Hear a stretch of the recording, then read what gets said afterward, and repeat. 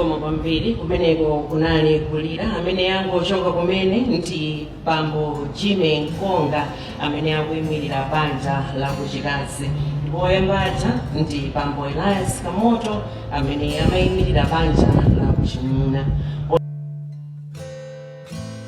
Zeka president aenda bambo anyamata ndatsikana tsopano ndikufuna ndiyitane John Zembani Banda amene ali mwana wa malemu Soja Lucius Banda kuti nawonso atiyankhule. Zikomo kwambiri president.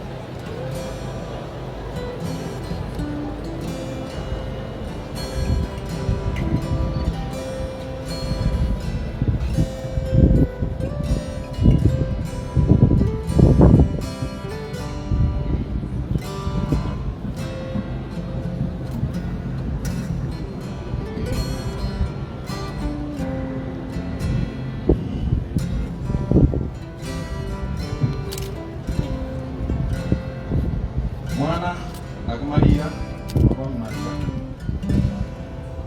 tosene ndigezera kuti kumunyamula kumutokoza kwa madala sanga wakazuka ankadidenga ndiga basipika kuiga nyimbo kuiweza moyo kutukisana wireless ukatoka kulilo bantu nozera nyimbo na muzabo ndimena nalili ankaddusa okukosa Maria and waine anali a serious bitu.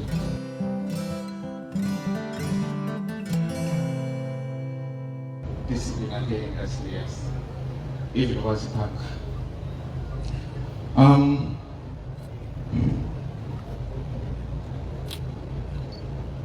Growing up madala anaganisisa kuti ndimangire kuza music mpaka natamaliza school ndipo kangapo kose nditulamba amatuluka ndikamagana kupita ku school pauze kuti ndifuna ndipangizo hiyo ndipo ichi chisanka chepezi nditu. Getting to university, he had to come to terms with my unquenchable desire to do music, which my mother didn't take so easily. They must need no addition to the story for the Amazon. They didn't mafewa, they are not going to go over home. That was them.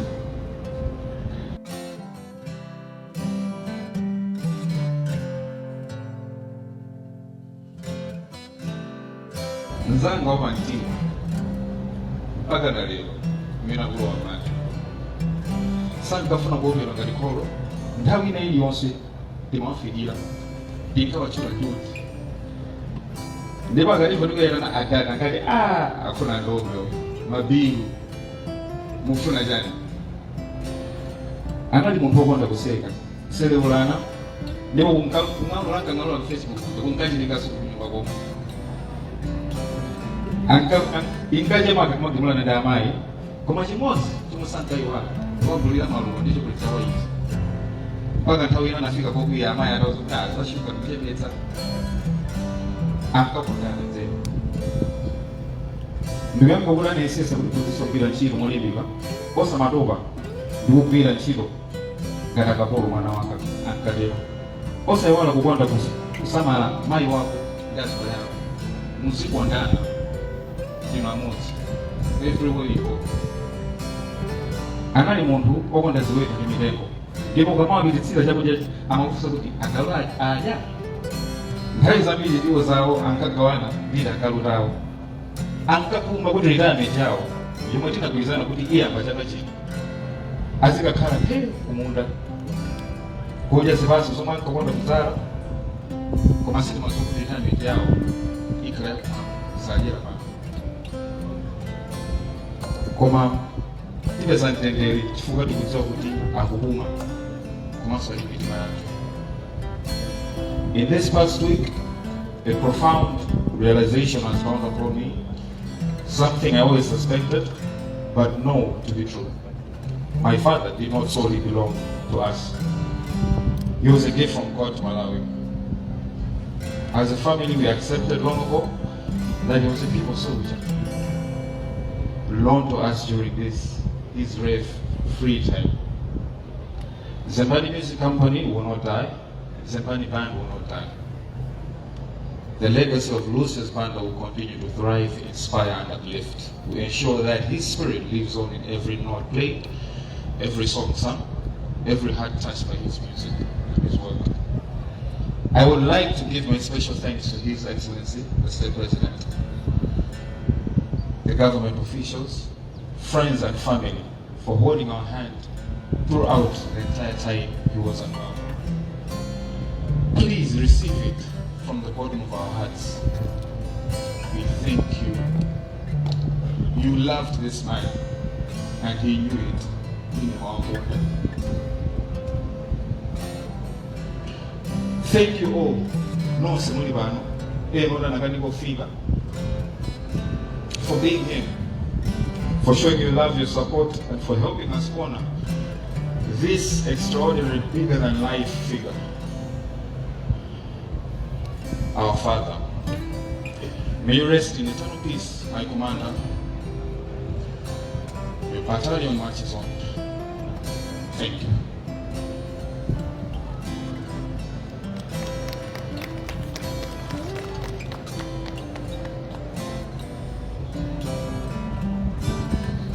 Greetings to you, the President of the Republic of Malawi, the First Lady, the Vice President, and all other government officials.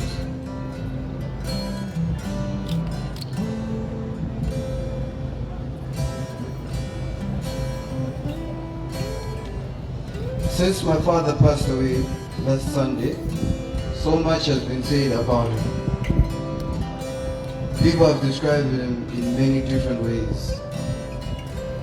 As an artist, an activist, and highlighting his humility and generosity.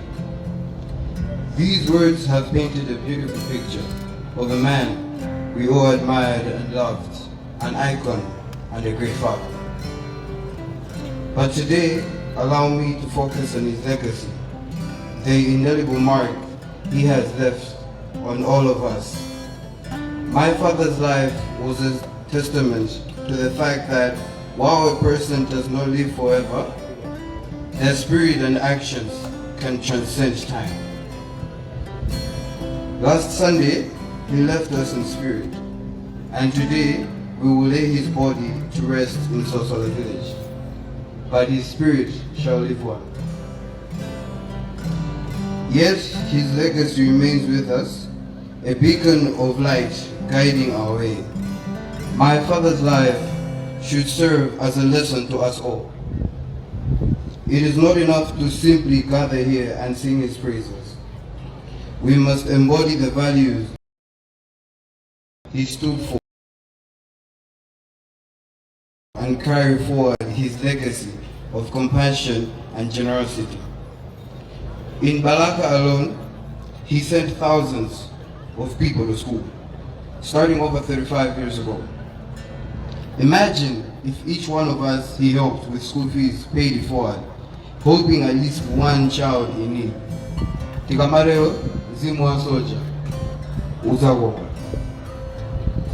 If everyone he assisted with hospital bills would visit a hospital to comfort the sick, the soldier's spirit would rest peacefully. By helping others in need, we can build a prosperous nation from within. No child would go hungry or sleep in the streets. This is the society my father dreamed of, and it is up to us to make it his reality. His music was his gift to us, a treasure trove of life lessons. In Paulendo, he sang, Sonoru Manawe Lero Wafikawo, tachewuka kumbuyo kulidwa ambiri omwe akuthandiza sasowathandiza wake kuwabwezera kwake uthandiza amphawi ambuye azakudalitsa.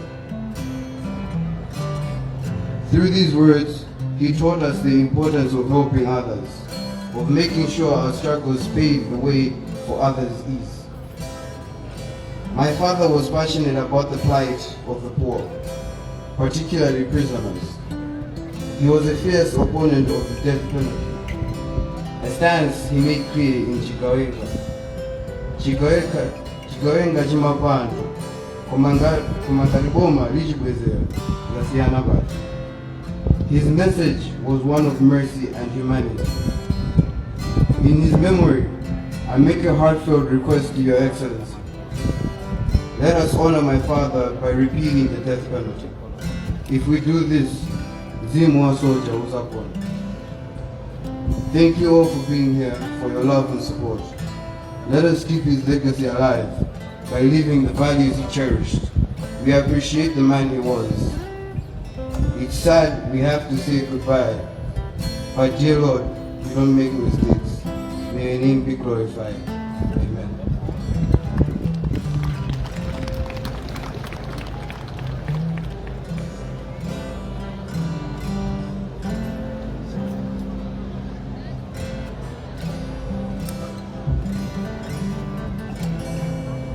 Sadibase kuhuma tijenao vitani kutali na utubi inu agogodi angaza velonda komanda pata tinali toka patana litafuna njeche monga yobi chipanda habale wanga tinali solenza lelo mwatizungulila mowa mufuna ntikula omazana ndizuloliza dinali solenza wegi analibe moti emwe akakumbuka dzina langa munanditaya tamunda usilangazi mwana awu yandikusisa chipunziso awu yandionesa zintu ambesi tingachikuhaloza lero awu yochekana awu yandikusisa chipunziso awu yandionesa zintu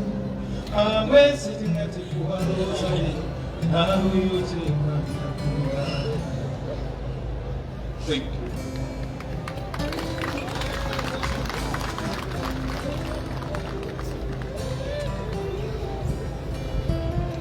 Zikomo kwambiri kumeneko kunali kulira kwa ana amalemu Soja Lucius Banda motsogozedwa ndi mwana wawo John.